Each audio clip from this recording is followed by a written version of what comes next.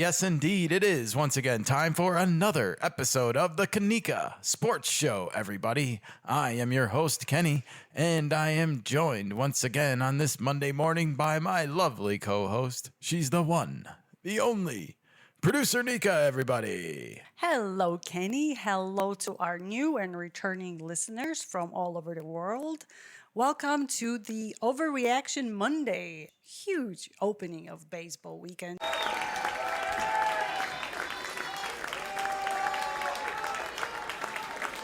We were all into it. Yes, we had big inning on as much as we could since it was only like 2.5 hours every day. And we keep preaching every year on this show that they really need to like have it on all day. Why not? Just put another one of your guys in there in the room every couple hours and just keep the feeds going. Like Maybe it will come eventually when they we would even live stream it here if they would let us, and we can do like the Manning brothers. Oh my goodness, the evening. And, that's a great idea. It is. I mean, I just don't know what their MO is sometimes. You know, they could have the big inning plus the Manning brothers show style, and you could have them reacting not just to one game but to all the games. I know. It would be crazy. Just an idea there if you're listening, and we're full of good ideas like this here on the Kanika Sports Show, everybody. If you are not following us, or if you haven't liked or subscribed to our show yet, this is a great time to do that, and it's also a great time to share this with your friends because it's Monday and it's after opening weekend. And if a lot of people don't even realize or remember that baseball has started, if you're not like super into it like we are, because baseball doesn't really get going until the hot summer, June, July. That's when people are really into it or really start to take notice. And to be fair, you do want to wait and see a little bit like who's for real and who's not for real. And is my team worth it this year? Like, time is at a premium more than ever in life. True, but look what people are missing. This weekend was fantastic for baseball. It was great. Well, we have a torpedo gate controversy to get into here shortly, which I'm excited to talk about. Boy, oh boy, our Padres are 4-0, Nika. I'm shocked. To this day, this morning, even though I watched it with my own eyes, I think it would have been illogical to say we would have come out of this weekend 4-0 against the Braves, who were a playoff team last year and have a lot of those same pieces on the field right now. Absolutely. And the mainstream media will want you to believe that the Padres are just mediocre team. Well, it's funny, and we talked a little bit about this, throughout the weekend at different points, and just how we went from, the Padres have to trade Cease and King to kind of, then the Nick Pivetta signing happened and everything kind of changed. And you heard also the Padres got a little national media attention this weekend. They were the Fox second game of the week on Saturday, and then they were also the ESPN Sunday night game last night, so that was interesting.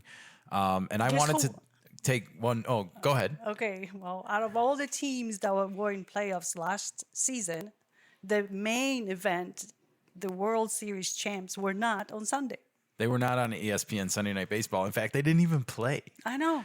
Now, they did have an excellent weekend as well. They are now 5-0. The Padres 4-0, and basically we're looking at the best two teams in baseball again, just like we kind of felt at the end of last year when they met in the playoffs and they had to unceremoniously play each other in the second round instead of maybe the third or fourth round. Hoping that changes this year. I'd love to see Padres-Dodgers NLCS, I'm not going to lie. But we're a long ways away from October, everybody. We are in opening weekend, and I'm just celebrating the fact that this is the first 4-0 start for the Padres since 1984, everybody, which is the last time they went to the World Series. Not the last time they went to the World Series, but one of the last times. For a team that's never won, it's a big deal when you get there. That's interesting. I didn't know that stat. I did see that stat yesterday. LA is 5-0. Blake Snell was fine in his debut. Nothing spectacular, but Roki Sasaki, everybody, pitched in the third game against the Tigers on Saturday night and pitched only 1.2 innings, was very wild again, like we saw in Tokyo in game two there against the Cubs. But this one seemed to rattle him a little bit more. Cameras caught him with like a teary-eyed look in the dugout. There's no crying in baseball! That's right, Tom Hanks. And I just got a little bit of advice to Roki Sasaki is to take a deep breath and relax and remember you're playing a kid's game here, and you're very young and you have a long journey ahead of you. So take it all in and remember that it's supposed to be fun above all else. Well, winning is fun. So the Dodgers are 5-0, so that should make him feel a little bit better that he's got a good team behind him that gets him off the hook. And that's that. Now, the Yankees are also undefeated over there in the American League, and so are the Cardinals. We'll talk about them in a second, but the Yankees are the talk of the town right now because of Torpedo Gate, everybody. There's a big controversy brewing, basically, because of the new bat technology that the Yankees have somehow unlocked in the offseason, and it's going to be talked about in our breaking news segment here coming up, but the Yankees also living up to the name, Bronx Bombers this weekend, slugging some home runs. We're going to be talking about it in some milestone segments coming up later. We've got some awards to give out, Nika. It's opening weekend, therefore it is going to be the debut, everybody, of our first Monday hot and cold list. We had one a couple weeks ago when the Cubs played in Japan against the Dodgers, but this is the real deal. This is the first regular season weekend, and we will have it again next Monday and every Monday after that, all season long, everybody. This is one of our favorite things to do. That's what we are known for. Speaking of which, a couple other things caught my attention. The Cardinals are undefeated. They are They are the only team in the NL Central that has a winning record. Okay. The Cubs do not have a winning record. They split with Arizona after losing both games in Tokyo to the Dodgers. So they are now 2-4 on the season. They head to Sacramento tonight, everybody. That's right. You heard me correctly. It's Sacramento baseball over here on the West Coast as the A's have left Oakland and are now going to be making their home in Sacramento at the AAA stadium there before their Vegas debut in 2027, is it? I thought so, yeah. Yeah, so they got 2 years here before the big unveiling of the Las Vegas experience, everybody. So, but yeah, we get the minor league experience. We had the minor league experience this weekend with the Rockies and the Rays, everybody, because the Rays are using the Yankees AAA stadium as their home this year. It didn't look too bad. It was still filled up. Yeah, it's a little bit more of an intimate experience, if you will. It's like going to a rock concert at that small club. It's like going to see your favorite big rock band from the, whatever previous decade, because there's not really a lot nowadays. But it's like when you go to the actual like music club and they do a little bit more of an intimate show. Instead of playing in front of 20,000 people, it's like 500 or 1,000, which is pretty intimate for a music show like that. The Field of Dreams. Thank you. Jeez, that's the kind of game that reminds me this. That's a really good comparison. The Rickwood game last year as well in Alabama. Was that Alabama? Yeah, it was Alabama. So, if you are craving that intimate experience, you can go see an A's or a Rays home game this year, everybody, and you will get that. Yeah. All right. Well, that was my reactions to opening weekend. Aside from the fact that the Diamondbacks showed once again that we hate snakes. I hate snakes, Chuck! I hate them! Well, Cubs yesterday up 6-2 in the 8th inning, give up 8 runs, lose 10-6. I mean, you can never fall asleep on the Diamondbacks. Craig Counsell should know better. I mean, the snakes are the snakes for a reason, you guys. Like, you gotta close them out. Well, the Cubs are having issues with their leaky bullpen again. They are, and we're going to talk about it. But you know what wasn't closed yesterday and all weekend was the roof in Arizona, everybody. And I wanted to make notice of it because I don't remember seeing it open once last year at all. And I remember us doing a story about like how the air conditioner was kind of broken and they were getting some local criticism. It was really nice to see the roof open there. And I thought it opened up. And even yesterday, having blue skies over a baseball game in Arizona in March felt appropriate. Absolutely. It's a perfect timing. The weather is gorgeous right now in Arizona. I can understand when it gets really scorching hot in the summertime, but right now, open it up. Even so, like in the summertime, when it gets super hot in the daytime, it does tend to get kind of nice in the evening when the sun goes down. And there's no reason why you shouldn't maybe open it up. I feel like the players would rather be playing in like an open air environment than a closed air environment. That's just how I kind of personally feel about it. Unless you're in St. Louis in the swampy, humid Oh my gosh, area. that's funny. That's spot on. Those Midwestern summer humidity nights can be a grueling experience. Everybody. Dylan Cease can attest to that one. Remember how his shirt Well, was they might all be missing sweaty? that in St. Petersburg and the Tampa Bay this year as well, because that stadium in the minor leagues does not offer any closed air conditioning. Everybody. Ooh, rough one. So if there's some hot July nights in Tampa Bay, as they say, it might be a little sticky. It's a sticky situation. Not the illegal kind, everybody. That was left to Domingo Germain, I think, last, or was it Diaz on the Mets? Was he the last one to get the sticky stuff suspension? I don't remember. I'm sure we're gonna get new batch of players this time around. I'm sure we will because of this whole bat torpedo technology story. Everybody, the pitchers are going to have to go to the sticky stuff next, right? Before the video game numbers come out.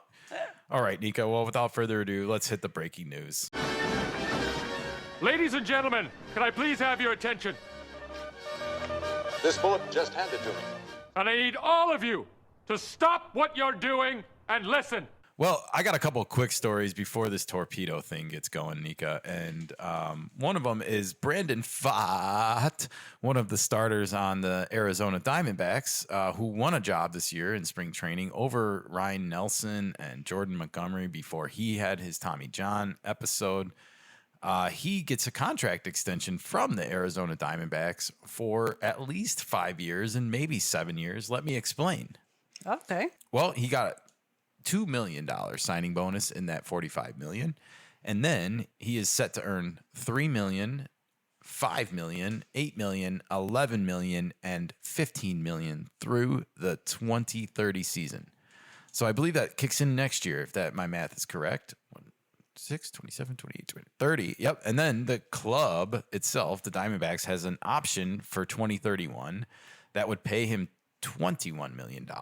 And in 2032, there's a mutual option where they both have the option to opt in to a $25 million contract. The Diamondbacks are giving Brandon Pfaadt a great contract to earn here, and to really step up and become I'm not going to say a top shelf starter in Major League Baseball, but certainly a serviceable and economical pitcher, an innings eater over the next 7 years, everybody. And they lock him out earlier this season, so they don't have to spend a lot more money later on when his numbers are going to be better, or the pitching is at the premium later on anyway.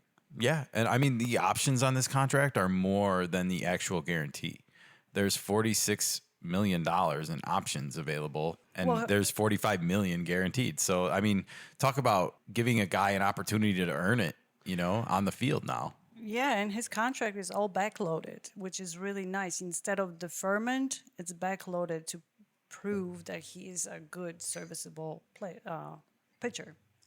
100%. So, congratulations to Brandon Pfaadt on this deal, and good luck in earning those extra $46 million in addition to your $45 million guarantee. Yeah. Nika, really quickly, before we get to the main story of the hour, Torpedo Gate, I wanted to mention that Brooks Gate released some revenue data about the teams around baseball, everybody, and some really interesting information came out of this. Brooks Gate is like a data analytics firm. I think. I don't know. I looked them up according to Twitter, it just says baseball. And they have quite a few followers, almost 32,000 followers on Twitter, now known as X, of course. And, well, they have this post of basically they took all of the 2024 team revenues and they put them up against the 2025, not just the payrolls of teams, but also their luxury tax penalties, which work a little bit differently for all the different teams and how it's calculated. And as you can see, there's quite a few teams that don't even have luxury taxes at all if you look at this graph, but only like 1, 2, 3, 4, 5, 6, 7 teams in baseball even pay a luxury tax, which is when you go over the salary cap like maximum, right? And it changes based on the season. Well, If you it's also continue- based on like future money, Right, somehow. right. I'm not exactly 100%. I don't want to give bad information. It's not important. It's just what matters is what you pay. Like, but it's also more interesting, I think, to look at this when you look at what teams earn versus what they actually end up spending. And a number of things stand out on this chart if you look at it. And we'll just go through the top couple teams here. The Mets, for example, have earned $444 million of revenue last year, according to this, as a team. And their payroll this year is $400 million. Their payroll to revenue percentage is 90%. So they're putting a lot of money back into their product is what that means, at least this year. It's not to say that they do that every year, but this year. And of course, they signed the great Soto and everything. So they spent a lot of money this offseason. Will they continue to do that in future seasons? Nobody knows, you know? The Dodgers are number 2, and they're the big breadwinners in this whole list when you look at revenue. Although the Yankees are not that far behind. $752 million of revenue last season. They have $549 million on the field this year, according to this. $399 million in payroll and $150 million in taxes. Nevertheless, they're still profitable by $200 million, and that means they are putting 73% of their payroll to revenue percentage back into their product. Each year has a threshold for a luxury tax.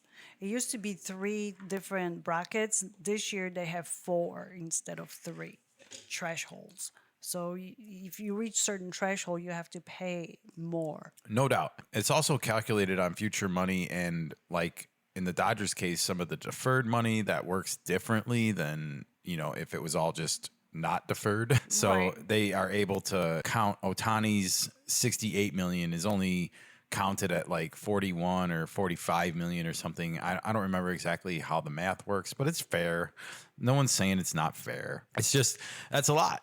That's a lot of money right there, everybody. And yet we talked about how the Dodgers get that $350 million buffer every year because of their TV deal. Like it pays them an automatic money, and it's not dependent on their subscriber base when it comes to their cable provider like it is in many other of the markets. In fact, like 29% of them. Even Yes and Marquee Network in Chicago and New York have to, you know, bow to the subscriber base at the end of the day. Like if someone cuts the cord and wants streaming only, you know, they aren't going to be able to watch the Cubs in their local market, but they're also not going to be paying that sports fee on their cable bill anymore. And that's what Marquee got. That's what the Cubs got back. Just wanted to point that out. Speaking of the Cubs on this list, they are one of the reasons why I think people looked at this list when it came out and said, I don't know if the Dodgers are the villains that everyone is making them out to be when it comes to payroll and stuff. And you've heard a lot of people crying like, well, we can't keep up with the Dodgers. We played Tom Ricketts on this podcast a few weeks ago, like, oh, the Dodgers, we can't just spend like the Dodgers and yada, yada, yada. Well, it turns out it looks like you can, Tom. And according to this, your team made $584 million last year, and yet you only put $213 million on the field to start this year. I'm looking at you, Tanner Scott, who's wearing a Dodger uniform, and I think should have been wearing Cubby blue pinstripes instead, as a big colossal mistake for this Cubs team. And when you look at this payroll and you see that their payroll to revenue is only at 36.4%, like they're not even putting 50% of the revenue back into the product. Was Tanner Scott even considered to be a Cub? Yeah, absolutely. They should have at least been looking at him. He was always like the Cubs were always talked about as regards to where he might end up playing, because everyone knew the Cubs needed bullpen. They had leaky bullpen last year. We talked about it on this Still podcast, episode after episode, and yet after yesterday's debacle, once again, leaky bullpen. Plumbers, we fix leaks. And that's what I mean is like when you see what they actually and when the Padres are putting more money on the field by a lot, by almost $60 million than you are, Tom Ricketts. Yeah, that's a problem. You're the third biggest market in the country behind New York and Los Angeles. At least you're supposed to be, and you're not acting like it, and you're not spending like it, pal. They have zero luxury tax this season. Not to mention that all the property that they bought up around Wrigleyville and have turned into another cash cow for themselves as a family. The Ricketts family needs to start spending. They do. Maybe they thought they spent on this huge contract for Craig Counsell, and that was their spending. Well, you just have to know time and time again, year after year, things don't stay the same, and nobody stands pat. Nobody stays the same, Even the Padres, who everyone criticized as having one of the worst off seasons and basically wrote them off before the season started because they weren't impressed with their spending. And yet here we are. We're 4-0 after the first weekend. And we did make smart strategic signings, it looks like. Even 40-year-old Yuli Gurriel had a game-winning hit in Saturday's game, 1-0 game. We won 2 one-run games already, which was one of the strengths of this team last year, being resilient, fighting every at-bat, and we saw that right away again this weekend. Coaching matters. Philosophical institutions matter. The Padres look like they've unlocked something with Gavin Sheets, first in spring training. It's now carried over into the regular season. So I'm excited to see what they do. One guy that doesn't look like he's going to be on this team very long is Jason Hayward. He's just not looking great at the plate right now, folks. But he's a great defensive player. He is, but so's Lockridge. I know. That's the problem. The guy that they just got from the Yankees last year, who's a really, really fast outfielder, base runner. We saw that speed on display last night a little bit when he got a double and then scored on Tatis's. He got a single and then he tried to stretch it into a double and was out at second. All right. Well, that was the Brooks Gate revenue data, and there's a lot to unpack on this chart. Just when you could go team by team, I think, and do an analysis, Nika. But we do follow the Cubs, we do follow the Padres. The Mariners are surprisingly in the middle of the pack at 16th, but still at 46%. And I got to question any team that's not putting at least 50% back into their teams, including Baltimore and the Yankees at this point.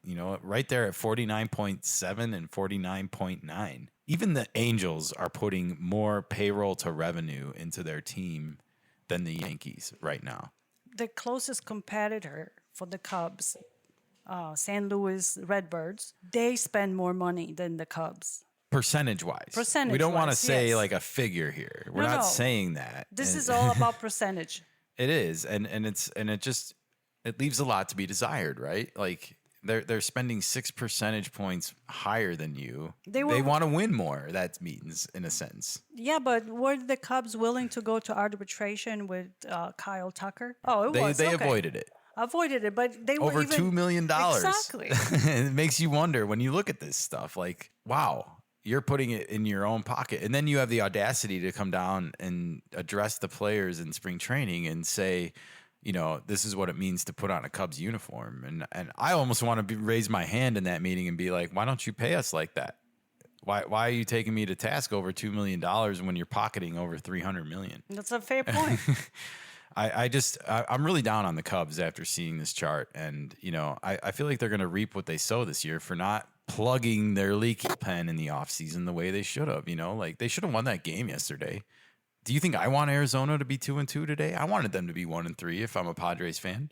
Sure. I'm mad at the Cubs today. Sorry. Well, there is still time for the Cubs to patch the leaky stuff. There is. It's a long season, and it's just disappointing. It was there for the taking. It would have been a great win. Kyle Tucker hits that 3-run homer in the top of the 8th, to give you instead of up 3-2, you're up 6-2.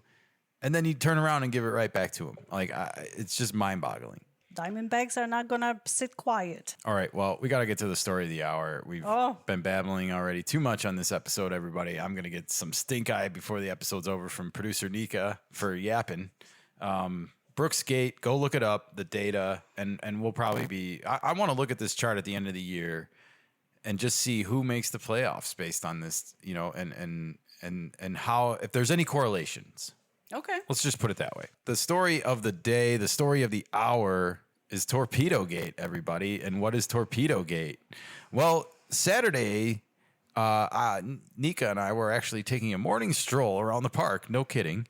And lo and behold, I start to see my Twitter blowing up because the Yankees are hitting home runs. And it's like 15-0 in the third inning off of Nasty Nestor, who used to pitch for them. He's now pitching for the Brewers, and they're just taking him to task. The first three hitters of the game, Goldschmidt, Bellinger, and Judge, hit home runs, and it was on from there. Maybe because they knew the pitcher, so therefore they knew how to hit him. Possibly, but something else happened in the broadcast that then became basically the talk of all of baseball for the rest of the weekend, and I'm assuming into this morning.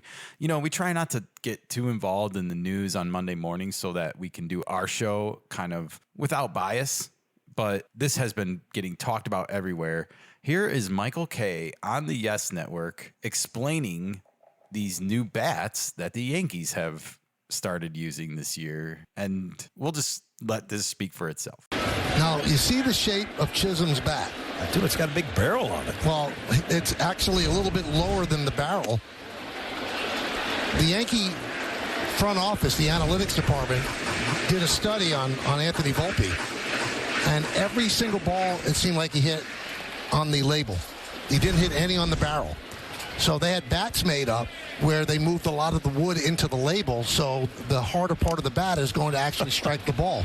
That'd be a weird way to hit. Going up there expecting to get jammed and putting the meat of the bat towards the label. It allow you to wait a little bit longer. Yeah, your weight, all right. Yeah, a few things stick out at me, and I apologize. I'm so bad with like recognizing who the Yankees assistants broadcasters are here. I'm sure they're former players, but like one of them even mentions it's like you're getting jammed, but you're hitting it on the thickest part of the bat now, you know?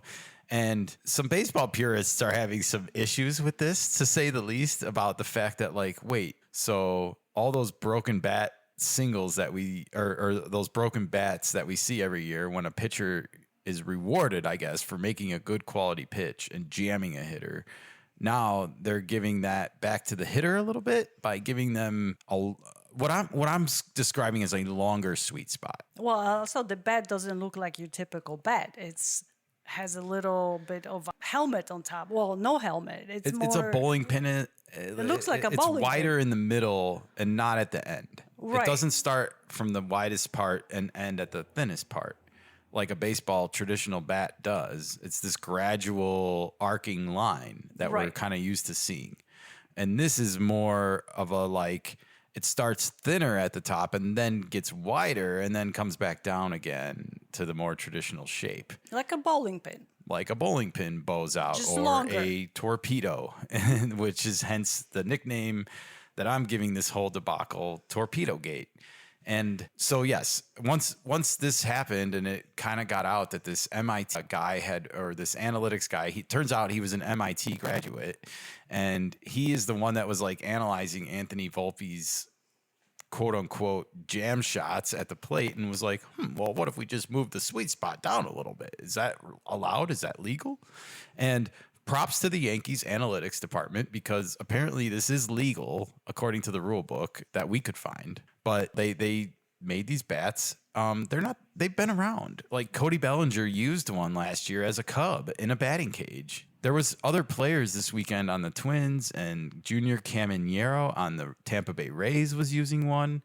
So it's not like word hasn't gotten out about these bats and the Yankees were holding some super secret over everybody, but it does kind of sound like they were holding some super secret over everybody, because I saw the Atlanta Braves or someone from there tweeting that like they ordered these bats Saturday night after this story broke out, you know. And here's what I want to get into next is here's Trevor Plouffe from John Boy. I split him into two clips because the first part of the clip is where he addresses the Yankee broadcasters specifically, and he kind of contradicts them, which is why I want Nika to play quickly today's Daily Double, everybody.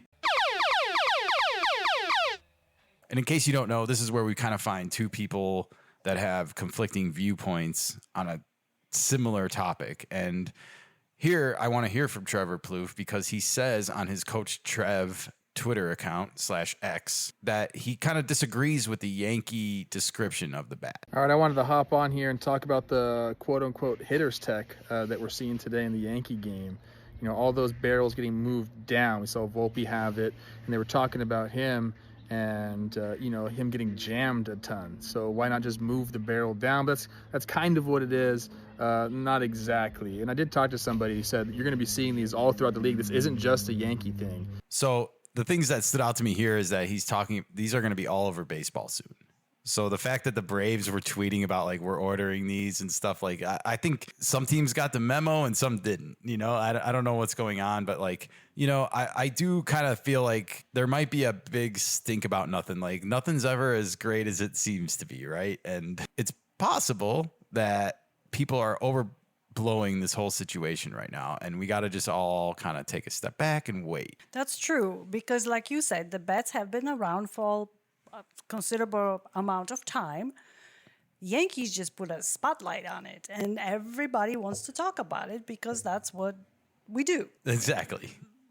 And the results of this thing will be probably seen at the end of the season. Whether this continues or not, that's another issue. Well, I want to play Trevor's second clip here really quick because he describes more what it feels like as a hitter, and I think that's the more important takeaway from this. And the science behind it's pretty cool. The feel of it, if you're in a cage and you're using a small bat, like a short bat or a one-handed bat, if you will, I mean, you use those for a bunch of different reasons. You use them if you're casting your hands, or use them if you want to just feel your hands closer to your body, if you want to stay inside the ball. There's a bunch of reasons to use them, but the feel remains the same. It's very difficult not to get your barrel to the ball when the barrel is so close to your hands. That's why choking up works. That's why it works in a 2-strike count. This essentially is that, but you're keeping, the leverage, you're keeping the ability to have power throughout it. So, I love this, and it's about time hitters did something. I've talked about it countless times on our show about how pitcher's tech is so far advanced. And what he's saying here is that this is kind of akin to choking up on a bat. Like we see Anthony Rizzo do this a lot, especially with 2 strikes. Or he used to do it a lot when he was still playing because he hasn't gotten a contract this year, unfortunately. Maybe he needs a new bat. Maybe. And so I just want to point that out. What if you had the ability of choking up on a bat without losing the length of the bat? Which is kind of what it sounds like is happening here to me. And I don't know how I feel about that, because it does seem like you are changing the advantage of hitting over such a long period of time, like you just mentioned. Like all of a sudden you're just like snapping your fingers and changing the game. And I get evolution and things happen and rules and it's fascinating how this has kind of come about, because on the one hand, I want to reward the Yankees, and if they're not doing anything that's quote unquote outside the rule book, then maybe they have unlocked something. But at the other time, it's like it's not encouraging Volpe to break his bad habits at the plate, is it? It's starting to reward him for those. And is it going to lead to like more subpar hitters that maybe are really good fielders being able to get jobs playing Major League Baseball than would have otherwise been able to get them because they could have never stopped getting jammed? That could be the outcome of this whole thing. But does that make the players better at the end of the day? Because if you don't change your mechanics and you're still doing poorly at the plate with the regular bat, you're not being better player at the end of it. It's interesting when something happens from the top down, isn't it, in life? Because it never tends to work out. Right. And here we have a situation. This didn't come from like Little League and start working its way into like high school and college and now the pros. This started in the pro game. And that's where I kind of have to like take a step back and be like, wait, how is this going to affect the next like AAA and players coming up and develop? Like are all of a sudden and are we going to see an increase in batting averages and home runs like a lot of people are worried about right now? I think it's too early to tell, and I think it's too early to also tell what kinds of adjustments the pitchers around the league are going to make to these bats. But I think a lot of pitchers should take a page out of Jacob deGrom's book and just stop trying to throw so hard and start pitching again. That's going to be the one constant that's always going to trump hitting is location. Again, going back to basics and mechanics. So I got an example for you. Okay. Let's say NBA decides to change the size of the basket because not every single player can make 3-point shoots. So they're going to make it a little bit bigger. Does that changes the game or is that okay? Yeah, I understand. So you're saying like the circumference of the rim becomes larger so that, more of the balls that get chucked in the general direction will go in, therefore, right? Exactly. They will less clanky on the rim. And I mean, I think that is kind of similar to the argument being made here. I just don't know if there's ever been like a definitive ruling on this as far as like what's allowed or not allowed. Well, that's similar with the bats. That's what I'm talking about. I'm not talking about the rims. Oh, okay. The rims are a regulation circumference and they're not going to change. Okay. Like that's something that's not going to change. But I think your point is valid. And what you're saying is like they're taking the barrel of the bat and elongating the sweet spot that's available, but they're not changing the length of the bat and they're not changing the width of the bat. They're just changing the distribution of weight. And in order to do that, they're lopping off the top part of the weight. And they're spreading that longer on the barrel, and that's what's creating this bowling pin / torpedo shape of the bat. Hence, Torpedo Gate 2025 is here. Because it's not going for the judge when he hits home runs all the time using the old bat. They are modeling this whole thing on a player that doesn't do a lot of home runs. Well, I don't know if I'm willing to say that because it was Goldschmidt, Bellinger, and then Jazz Chisholm. And Volpe. So there's some guys that have had success over the years with regular bats like Bellinger and like Goldschmidt, thank you. And then you have newer guys that like maybe haven't seen themselves reach their MLB potential. All of a sudden start using it and they're reaching their MLB potential. Like, oh, Jazz Chisholm all of a sudden looks like Ken Griffey Jr. up there, doesn't he? No, he doesn't. Well, he kind of does this weekend when he hits 3 home runs, True. But is that considered his achievement or is that because he got a different equipment to play with? I don't know. But I know that we're going to keep a close eye on this whole situation with the torpedo bats. We'll let you know if we see any of our Padres using them anytime soon, because I don't think that any of them were using one yet. And we don't know if any of them will be. But well, we haven't heard anybody ordering any bats for the Padres. We will keep you posted, though, and we will keep an eye on this whole situation because there's a lot of people that think the Yankees are cheating right now by making these bats, and yet, as we pointed out, they wouldn't be the only ones. There's a player on the Twins, there's a player on the Rays, and there's other guys using these bats. So also, in order for the bats to be made, they had to be approved by the Major League Baseball. That's true, but as you are so kind to remind me, Nika, they did just inadvertently kind of change the rules for the Dodgers in the offseason. So could they do the same thing for the Yankees? Absolutely. We even made a statement that if the Yankees are doing it, the Dodgers are doing it, nobody's going to say it's illegal. But if the San Diego Padres would have done it, or any other team, let's say Kansas City, no. You cannot have that. You're not wrong, Nika. You're not wrong, everybody. The double standard. Sometimes. All right. Well, we are going to move the show right along here, everybody. And we are going to, speaking of awards and trophies and everything, we are going to be getting right into our first awards session for 2025. Nika, it is time for the hot and cold list, everybody. It's me, Ricky Martin. Come on! Hot. Or cold. Yo! Hot. Or cold. All right. And I believe we are going to cue up the hot music first, right? I'll tell you one fucking thing. He's heating up. I hope we get fucking hotter than shit. He's on fire. I said it's getting hot in here. So hot. So hot right now. Drop it like it's hot. Drop it like it's hot. Excuse me, pardon me, coming through hot stuff.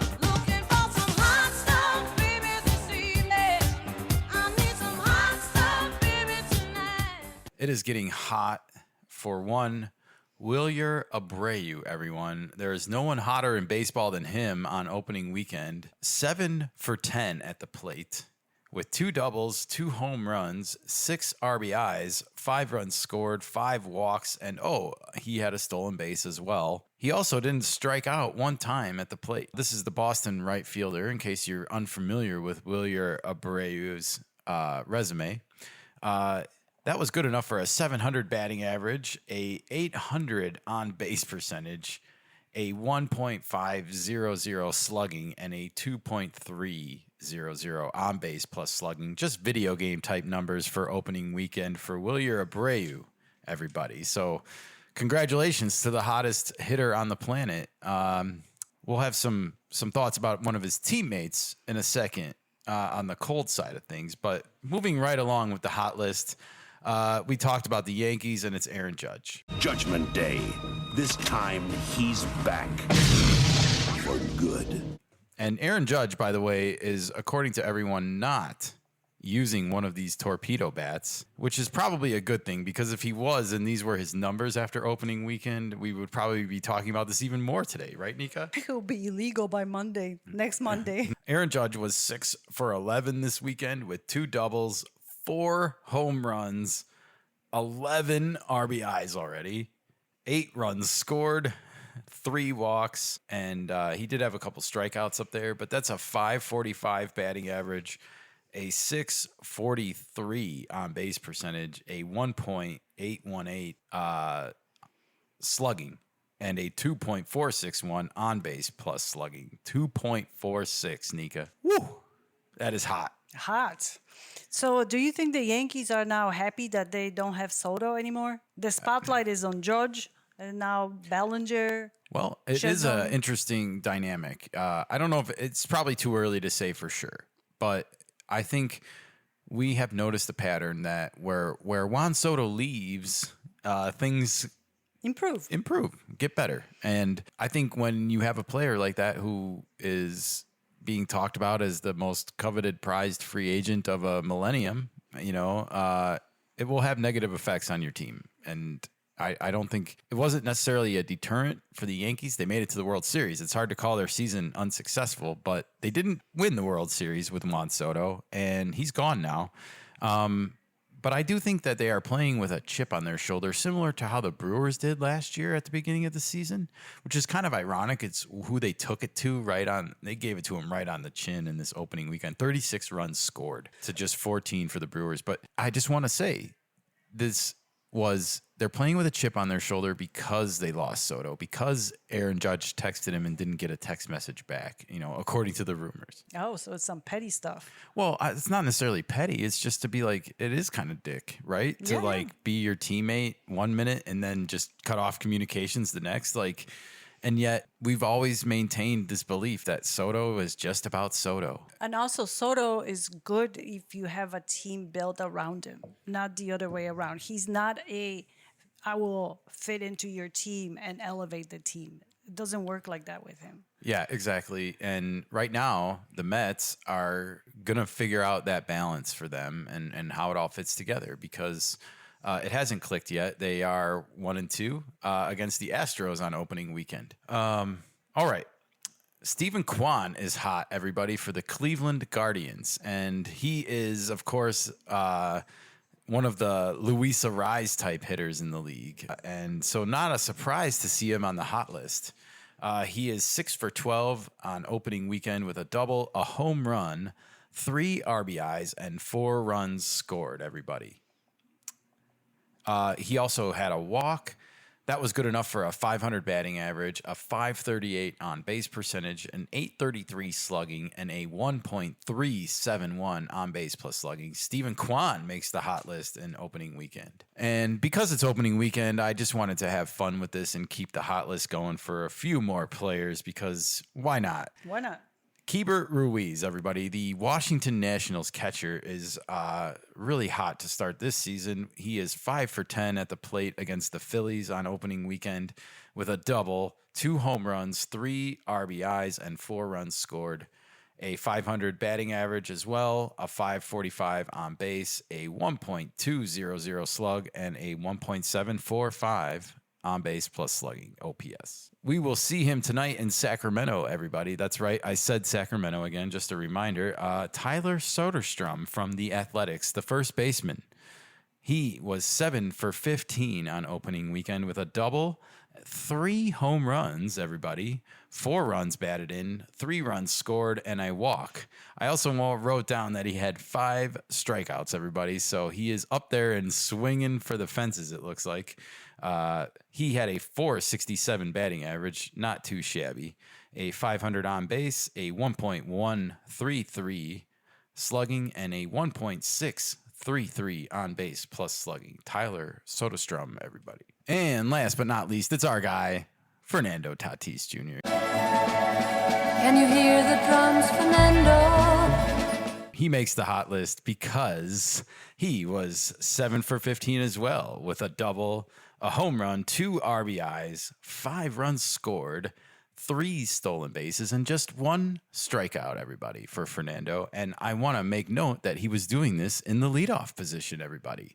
It looks like the Padres have made a flip at the top of the order with Luis Arraez and Fernando Tatis Jr. And I want to point out and give Mike Schilt a lot of credit for this because this was a stealth move. Like, I don't think anybody saw this coming before the season started, and yet he looks rejuvenated playing in the leadoff spot. He looks like he likes it. He does. And now let's get Arraez up to speed so he can contribute more because the man has always been a leadoff. And now it's on the second spot, so it might be a little different for him. Yeah, it might be, but I don't think it's going to affect him that much because I think he hit even third or second at times with the Marlins before he came over. So we'll talk about Arraez in 1 second. Fernando was like Tyler Soderstrom, hitting .467. He was also a .529 on base, a .733 slug, and a 1.262 on base plus slugging. Not hitting the long ball very much or anything crazy like that, but I really like Fernando's contact and getting on base and scoring runs in the leadoff spot and being a catalyst for the Padres and using his speed, the 3 stolen bases already. So exciting if you are a Padres fan. All right, Nika. Well, you mentioned Luis Arraez, and we unfortunately have to talk about him because it's getting cold in here.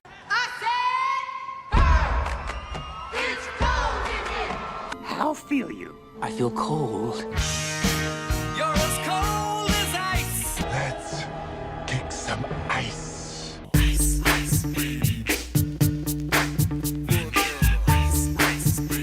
Luis Arraez is number 1 on the cold list this week, and that's an oddity that you don't hear very often, everybody. 0 for 13 to start the season, much like he was last year, ironically. He would go on to win his 3rd straight batting title, so I don't think we need to ring the alarm bells yet on Luis Arraez, but a couple notes stand out about his start. He does have an RBI and a walk, so he's been not totally worthless at the plate. He also hasn't even struck out. You know, it's not like he's going up there and whiffing. He's making contact. He just hasn't found any holes yet. Okay.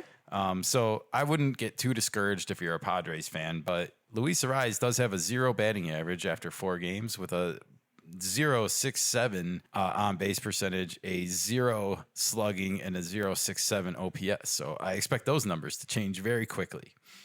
Yeah, he needs to get a little bit warmer. Well, somebody who's even colder than Luis Arraez is our guy from St. Louis, Wilson Contreras, everybody. Oh, really? Wilson Contreras is 0 for 14 to start the season with 5 strikeouts at the plate, and he hasn't even sniffed first base yet. He hasn't been on base. He's batting 0. His on base is 0. His slug is 0, and his OPS is obviously 0. So it's zeros across the board for Wilson Contreras, despite the fact that the Cardinals are 3-0, everybody. So look out if they get Wilson Contreras going. I mean, careful. Yeah, no kidding. Okay. Speaking of all-stars that once upon a time, it's Carlos Correa, everybody, from Minnesota, is also 0 for 11 to start the year. He did sneak in a walk and only 1 strikeout. So, again, not making contact with the ball, I guess. But nevertheless, a 0 batting average, a 0.83 on base percentage, a 0 slugging percentage, and a 0.83 on base plus slugging. All right, my pick for NL Rookie of the Year was Dylan Cruz, and he is not doing me proud early in this season. He is 0 for 11 with a walk and 8 strikeouts, everybody, in those 11 at-bats. He did score a run, but that is a 0 batting average, a 0.83 on base, a 0 slug, and a 0.83 OPS. So ice cold in Washington for the Rookie of the Year favorite, Dylan Cruz. not the Jackson Merrill start he was looking for from last year. It's just one weekend, so. I know. It's Overreaction Monday, everybody. Thank you. All right. Well, the last but certainly not least on our cold list is probably one of the most talked about men of Major League Baseball's hour. It is Rafael Devers, everybody, who, if you haven't been following all the news and drama in the offseason, is dealing with a little bit of replacement depression. Okay, you can call that, sure. Rafael Devers was going to spring training. He actually showed up a month early this year, and he, by all intents and purposes, was going to be the starting third baseman for the Boston Red Sox up until the moment that they signed Alex Bregman in free agency, and everything changed. And all of a sudden, the whispers started happening like, well, Bregman could play second, but he's a Gold Glove third baseman. And Devers, he kind of struggles. And to be fair, he does a little bit sometimes. But he's also been working hard on it, according to people as well. Like, he wanted to get better at it. And then he gets replaced. And Bregman's not going to play second. Christian Campbell's going to play second. Here we are. Devers is now the full-time DH. He's not playing on the field anymore. He was 0 for 16 in opening weekend. He did have an RBI. I think it was on a sac fly or a walk. He did walk twice. He struck out 12 times. It's a major league record for your first 4 games, everybody. For all the talk that Major League Baseball talks about mental health, they don't want to address this issue at all. Do they think this isn't going to affect a player?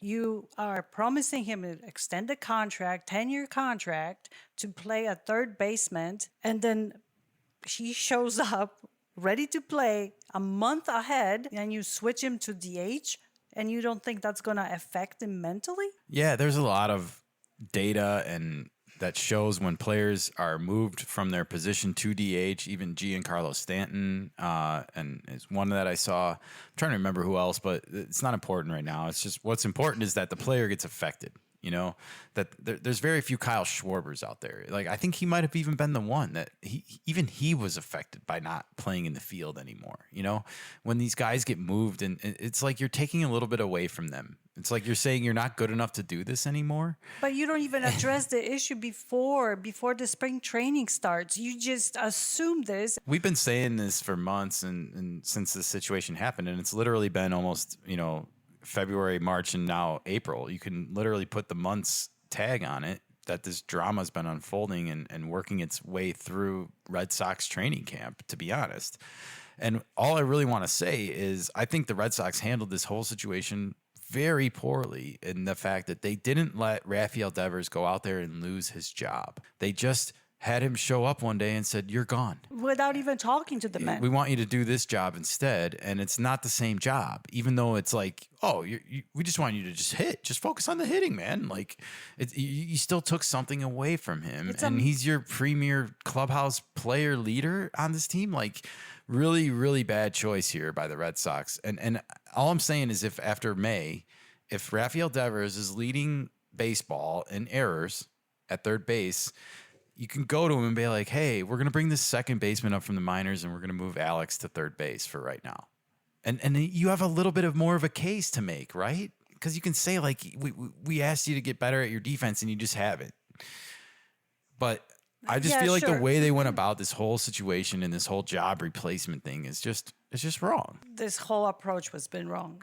And they turn it around and going to blame it on him instead of on how it was handled. That seems to be the go-to nowadays. It does. Blame him instead of like looking in the mirror and realizing that you signed a player that you didn't necessarily need to sign. And you're still not spending your revenue, Boston. You're still 23rd on the list. You didn't take measures to necessarily shore up all the weaknesses on your team. You're not undefeated like the Dodgers and the Padres are right now. I don't know if you noticed the interaction on the field between those two. They don't talk to each other. They don't. We saw them. Like, we constantly see, like, if Fernando strikes out and Manny's on deck, like he'll give him a whisper, like, hey, look out for this pitch, or be careful. This looks like it's sneaky tonight. Sure, there's a chatter. Nothing. They walk past each other like stone statues. Like, I don't think they like each other. And that's on the field. That's what we see. Imagine being inside the locker room and what is happening. I mean, would you like the guy that took your job No, and his probably locker. wouldn't. And what if his locker is right next to him too? Who knows? Boston, between the Yankee torpedo bats and this situation, torpedoing into like this dramatic situation with Raffy Devers can't hit now. Like, I would be very alarmed if I'm a Red Sox fan. I think he should be traded. I wish they would trade him, but I just think they're gonna like selfishly hang on to him for right now, or until this situation starts to work itself out somehow. And if it doesn't, I don't know. I don't know what's gonna happen. All right, well, it's time to crown some additional award winners for opening weekend, everybody. It's time to crown, first of all, the home run king for opening weekend. I am king, king, king. It's good to be king. Don't you know you're riding with the king? Hail to the king, baby. There's room for two, everybody. There are two home run kings for opening weekend, and you can't really like settle a tiebreaker on opening weekend because it's opening weekend. One of them, we know it was Aaron Judge, of course, with the 4 home runs at Yankee Stadium against the Milwaukee Brewers. But the one we did not mention yet was one Eugenio Suarez right here in the desert, everybody. He went yard 4 times against the Chicago Cubs this weekend. There are 2 home run kings, Nika. Who would have thought? What's funny about Eugenio Suarez is he was 4 for 14 at the plate. So if you do the math, his only hits so far are home runs. kind of funny. Not quite the high batting average there. Without the torpedo bat, too. Without the torpedo bat, we might add. Supposedly judges are too. We've heard some conflicting reports, but I haven't seen anything. All right. It is time to meep our way around the bases, everybody. We have our Roadrunner Award, the stolen base leader for opening weekend, Nika. Meep, meep. Meep, meep. Well, it's Mr. O'Neill on the Pittsburgh Pirates, O'Neill Cruz. One of our favorites to watch, although I wrote this down because he had 4 stolen bases to lead all of the Major League Baseball players opening weekend, but he was just 2 for 11 at the plate. One of those hits was a home run. He had 2 RBIs and 3 runs scored. 6 walks, everybody. I thought that was interesting. 3 strikeouts. That was only a 182 batting average for Mr. O'Neill, but he did manage to get on base and meep his way around the bases for a Roadrunner Award on opening weekend. Tongue twister, everybody. All right, and with that, we also have to award our big whiffer. Hey, bada, swing, bada. Hey, bada, swing, bada. Kennedy, swing, bada. And we had a tie, everybody, because somebody matched Rafael Devers, except it wasn't the first 4 games of the season because this particular player had already played twice in Tokyo. And so this is not a major league record, but it is still 4 games. It was Seiya Suzuki, 12 strikeouts for the Cubs, and Rafael Devers, 12 strikeouts for the Red Sox, as we mentioned. Now, Seiya did hit a home run, so his weekend ended a little bit better probably than Rafi's, despite that come-from-behind victory for the Diamondbacks. So we'll see where things end up with Seiya going forward, especially as they head to Sacramento, everybody. That's right, I said Sacramento. All right, well, we are working our way through this show, everybody, and we got some milestones. Get ready for greatness. By far, my greatest achievement. We stand here amidst my achievement. That record's going to hold for a while, let me tell you. You idiot! Just don't touch my records. Ever.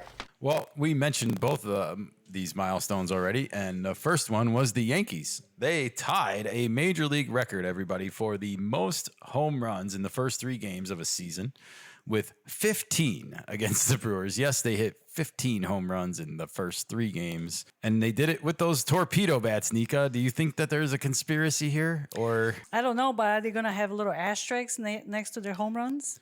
Either way, they're the Bronx Bombers again right now in the hearts and minds of many. Whether it's legal or not is also up for debate, apparently. But they outscored the Brewers 36-14 here opening weekend. And if they keep hitting like this all year, they might just slug their way to the World Series championship this year with those torpedo bats. They might. They might. All right. And the other milestone we mentioned already was Rafael Devers, who became the first player to have 12 strikeouts in his first 4 games of a season, everybody. Rafael Devers. Again, Seiya Suzuki, not a record because already played 2 games in Japan. So was not his first 4 games, but his 3, 4, 5, and 6 game. Okay. All right. Those were the only 2 milestones that we had from opening weekend to celebrate here. But overall, it was an action-packed weekend. I'm excited for the season, Nika. And with that, we got to turn it over to some rumors, everybody. Are the rumors true? I love rumors. You're all vulnerable to vicious rumors. Well, you know how this town is. People talk and they spread these cruel rumors. Rumors? Rumors? Spread by whom?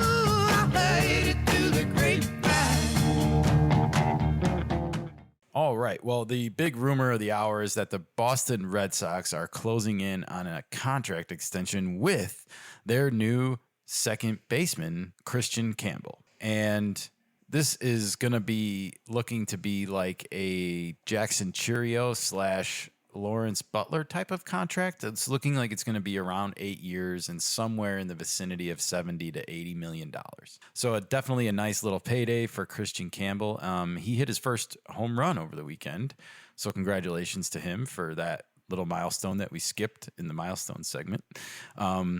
Congratulations. But also I do question the move by the Red Sox. Like this could have been handled differently, especially because your superstar, Rafael Devers, is mentally hurting right now, and you've given him no real pathway out of that. Unless you want to trade him. But nevertheless, Christian Campbell's looking to get an extension. We will report on it when it becomes official, everybody. Do you think they're going to sign him and they tell him you have a different spot on the team? See, not this year, but maybe next year. Oh, maybe next year. Maybe next year. Oh, surprise, surprise. Someone else that would like an extension is in the Pacific Northwest, and his name is Logan Gilbert, everybody. He says he wants to finish his career in Seattle. He does not have a contract beyond this season. I'm wondering why not, and what are the Mariners waiting for here? The Mariners just in the middle of the pack, and that's not where I would be spending wise, especially spending my revenue if I had never won a World Series, much like the Padres. But as we can see, the Padres do spend some of their money. They're a top 6 spending team right now. Well, Logan Gilbert is a free agent in 2028, so they still have time for a longer signing. Well, he must be planning on opting out. Those must be option years, and he must have an opt-out because what I read was that he is a free agent after this season. Let me listen to that. Let me look at that. I got this stuff open. He's got somewhere, arbitration for 2026, according to Fangraphs. But you're right. He had a 1-year extension for this season only. Yeah, that's interesting. So I would lock him up. You know, like I feel like Seattle, the one thing they have going for themselves is the pitching staff. Mm-hmm. And we've talked about that so much on this podcast. The offense continues to be anemic this year. Despite the fact that they're 2-2, I would say Oakland outslugged the Mariners by a lot this weekend. And until they get some more pieces around Julio that are like hitting on the left side of the batter's box, it's going to continue to be a struggle. That's why I was advocating for that Rafael Devers trade to third base for the Mariners. That would be a good fit for both teams. It would be.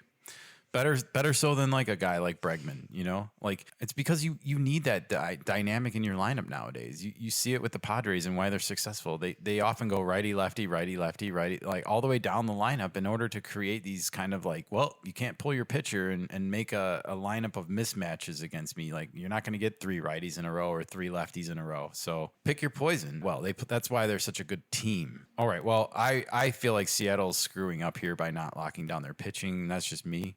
And when I look at what they're spending percentage-wise of their money, I also feel like they should be spending a little bit more, especially championship lists. You want to give your fan base the message that you are trying to win a title. All right, and the last little rumor to address involves the manager of the winless Atlanta Braves, everybody, who are 0-4 to start the season after getting swept by our Padres in San Diego on opening weekend. This was a surprise to be sure. And you just get the feeling that Atlanta looks a little bit sluggish out of the gate. And they have a little bit of a hangover maybe from last season. And they're also like kind of stuck in limbo right now, waiting for reinforcements in the form of Ronald Acuna Jr. and Spencer Strider on the pitching side to, feel like they have their full arsenal in the tank ready to go. I think they kind of present to me like they have this attitude that they are not at full strength and therefore are lethargic because of it or something like that. I don't know how you feel. I think those are just excuses. I wasn't impressed watching them over the past couple days now. As you know, the first two games, they fought us pretty hard against Michael King and Dylan Cease, but then the offense went quiet for the Braves, and our bullpen shut them down all 4 days. And the last 2 days, Randy Vasquez turns in a 6-inning shutout gem on Saturday night.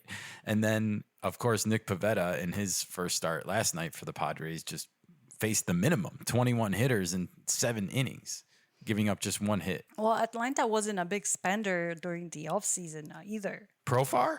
Well, that's one. Okay. It's an addition. Okay, it's an addition. But what I mean, they held on to the core players. They didn't necessarily get rid of a lot of the players. They got rid of some of the pitching. They lost Max Fried. But the core of the players stayed the same. They added Profar. Well, we will wait and see what happens with the Braves because they have to go to Los Angeles next and play the Dodgers, and that starts tonight in Hollywood, everybody. So good luck, Atlanta, because if you start 0-7, I mean, there might be people jumping off every bridge in Atlanta that they can find. Do they have a lot of bridges? I don't know, but if they don't, they're all going to be at the same one. Oh, okay. So at least they can go together. All right. Well, Brian Snitker is rumored to be, he's in his 49th season here with the Braves. That's a long tenureship. And it was thought maybe he was going to not manage beyond this season. And then he kind of changed his mind and told Bob Nightingale, like, he'd like to do 50 years with the organization, which would mean he would need to manage next year also. Mm-hmm. And it's looking like that may or may not happen. That's a long time. And right now, I think they just need to focus on what's in front of them after starting 0-4 instead of focusing on what's going to be happening in 2026. You know how hard it is to manage a team on a 1-year contract. I can't manage this team under a 1-year contract. If you've seen Moneyball, you know how hard it is, especially because Philip Seymour Hoffman reminded you about 10 or 12 times throughout the course of the movie. Every time. Anyways, Brian Snitker, good luck in Los Angeles. You're going to need it. All right. Well, without further ado, I am going to turn it over to Nika to stop the presses, everybody. Stop the press. Listen, I'm sorry about what I said. I was being an idiot.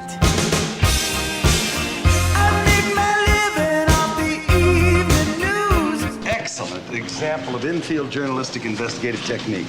Therefore, your heinous comment will be stricken from the record.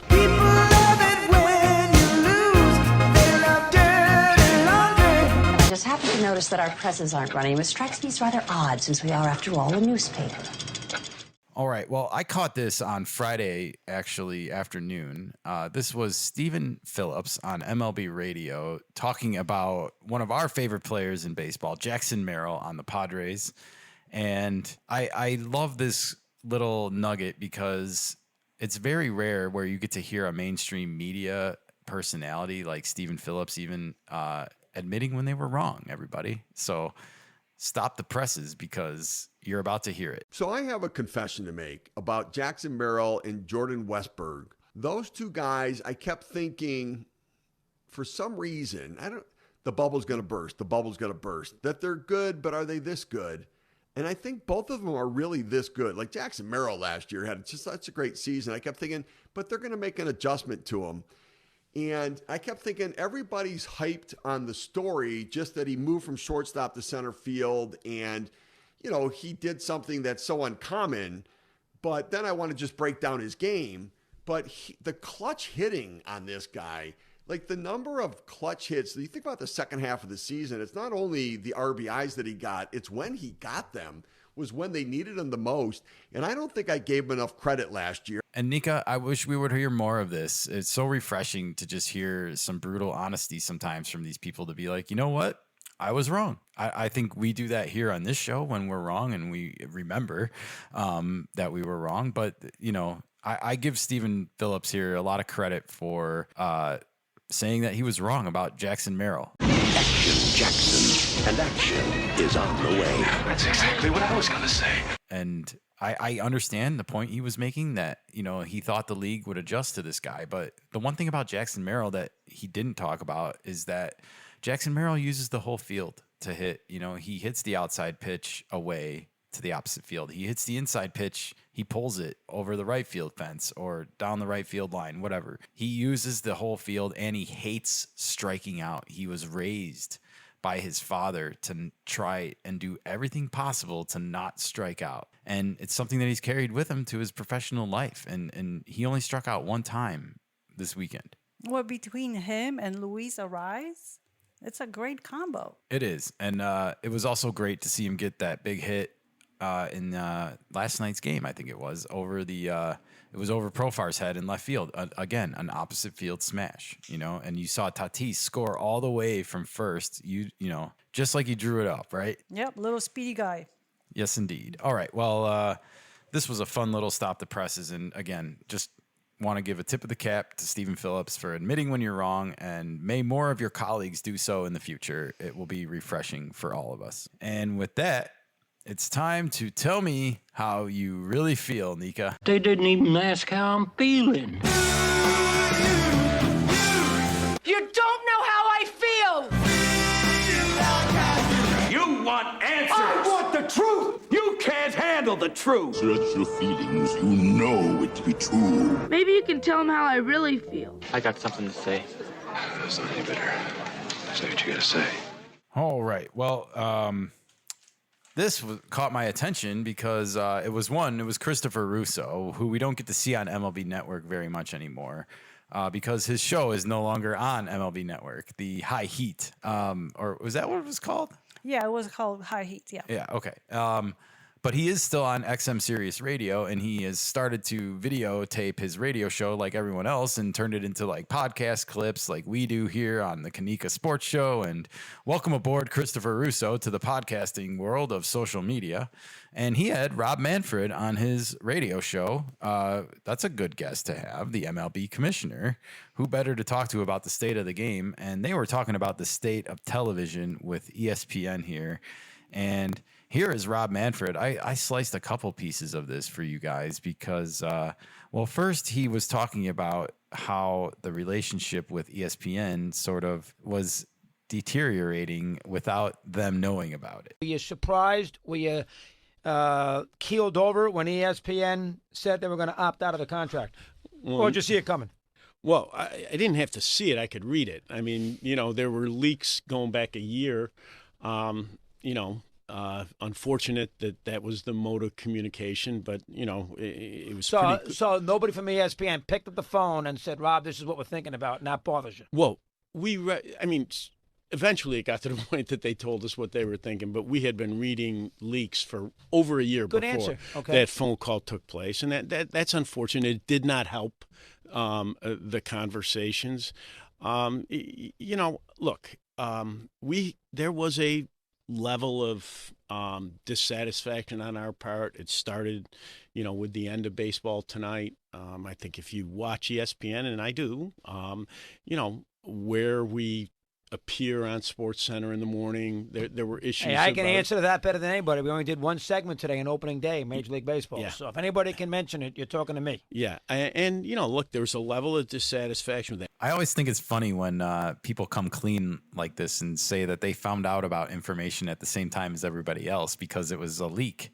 And it seems like ESPN strategically leaked it on purpose if you read between what he's trying to say here, you know, and that they didn't want to tell MLB to their face that they were breaking up with them. So they decided to leak it to one of their trusted sources, quote unquote. And here we are. Rob Manfred was not happy about that.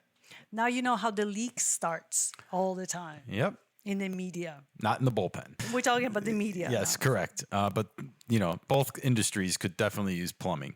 not to confuse the issue. Rob Manfred, though, tell me how you really feel. This is exactly what this segment was made for, and really laying it out there that they were upset with how, I guess, ESPN went about this entire breakup. And you could say, by extension, the entire Disney corporation. Could you not, Nika? Oh, Disney again? Jeez, shocker. Shocker. It's probably not going to hurt the brand to break up with ESPN and, by contrast, Disney right now if you're a baseball organization, to be honest. So this might turn out to be a blessing in disguise. But he went on, Nika. Having said that, did we want to be partners with him? Yes. But taking less money, not going to happen. And look, I'll say this publicly because I said it to them. They stepped up for the NBA, they stepped up for football, stepped up for this one, and to come back to us and say, we want to cut you. That's a good point, Rob. So you felt hurt. Yeah, you felt hurt. To be fair, the sport felt hurt. Yeah, we felt like we were being treated in a way. Disrespectfully. Yeah, and I mean, particularly given it, if you listen to their own rhetoric when they were marketing baseball, we were up for them. Last year, we were up on 18 to 34s. We deliver a nice Hispanic audience. We do a great job in terms of gender breakdown. So, like I said, it was an unfortunate thing. They were a great partner. I thought the second clip here was really interesting because we got to hear a little bit more of the actual reasoning why Robert Manfred thinks ESPN is making a mistake with baseball. And, he got a little bit defensive. He said they have a big Latino market share when it comes to who watches baseball. And he's probably right about that. I wouldn't deny it. And he also mentions that they cater to both men and women equally is kind of what he's saying, or they have a lot of female fandom in baseball. And I could see this too. I could see a lot of moms nowadays at home wanting the kids to gravitate towards baseball versus maybe football, and maybe more dads feeling the opposite. I don't know. But again, it's just about the lack of violence in the sport, right? It's a lot less of a hitting game and more of a athletic game and fun. Yeah, absolutely. And with your mom at home with your kids, it's something you can put on and explain to kids how it works. With football, everything moves a lot faster and quicker, and there is a lot more violence. It's not, you know what I mean? Yeah, it's not violence, but they're hitting each other. Yeah, so it's a little different sport.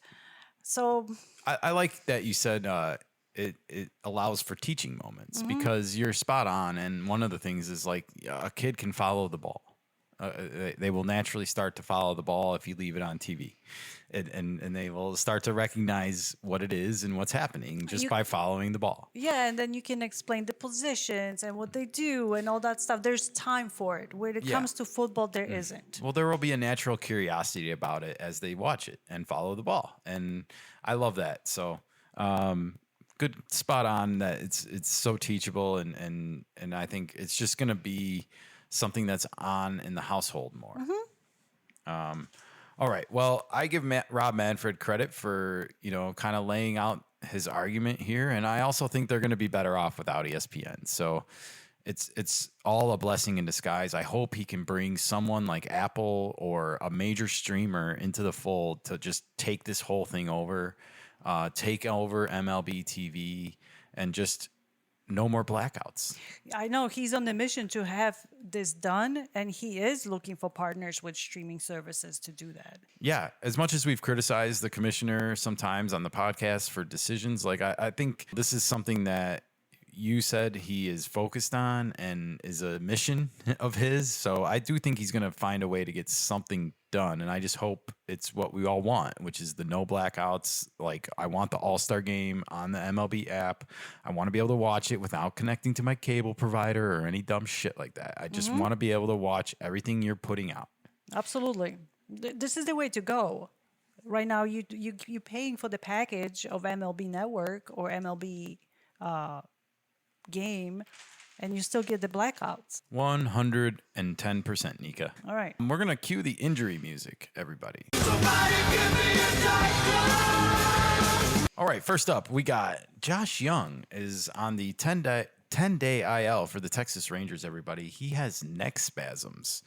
And boy, oh boy, just another strange injury in the long injury list for Josh Young. He had such a great rookie season, and then last year he was hindered by that broken wrist, and he could never kind of quite came back from it. And now he's starting the year on the IL with neck spasms, so just slow to get out of the gate here again, and we'll keep an eye on him. Get a better pillow? Indeed. We mentioned Cleveland is on their way to San Diego for a 3-game series, and we don't know yet if they are going to be with one Jose Ramirez, everybody. He slid into second base on Saturday head first and left the game with a wrist injury, a sprain. He's listed as day-to-day. I'm sure they're going to use caution early on in the season, but if he's good to go, he'll play. Ramirez is a gamer, so we'll wait and see. Josh Lowe, everybody, not to be confused with Lau and his teammate named Brandon. Josh Lowe is on the 10-day IL with a grade 2 oblique strain. I'm going to go out on a limb and say he's going to be out more than 10 days with a grade 2 oblique injury. And just say, like, you got to stretch, man. These guys, there's so many oblique injuries compared to what I feel like I remember growing up as a kid. And I just don't know if they're not stretching or eating right or what, but it's something's got to change. These oblique injuries are like a dime a dozen. One person that does not have a muscle pull but is going to be out for 6 to 8 weeks, everybody, is Colton Cowser from the Baltimore Orioles, who has a broken thumb after sliding into first base yesterday trying to beat a play. I'm guessing he slid in head first. I haven't seen a replay of this, just read the damaging news. That's horrible news for the Baltimore Orioles. Colton Cowser, 6 to 8 weeks with a broken thumb. Big loss, man. He had a really, really good spring training, and all indications are it was carrying over to the regular season. So, no, tough. A couple pitching injuries to note. One is Mad Max Scherzer in Toronto. He is going to go on the 15-day injured list. He left his first start with the Blue Jays with thumb inflammation, everybody. He threw 45 pitches in the game and that was it. That's it? That was it. He couldn't grip the ball with that thumb swelling. So all right. There's some concern that this is related to the nerve damage still that he had last year. I don't know. I guess we'll just wait and see what the diagnosis comes back as. Just retired. I know you said that. There's still pitching is such a premium though. He's probably better even than half the minor leagues, or more. Better to go on the injured list because he's not playing. Well, they just need him for October if they get there. I guess. We'll see where they're at in July. All right. Albert Suarez is an Orioles pitcher who did not make the starting rotation, but he is the brother of Robert Suarez on the San Diego Padres.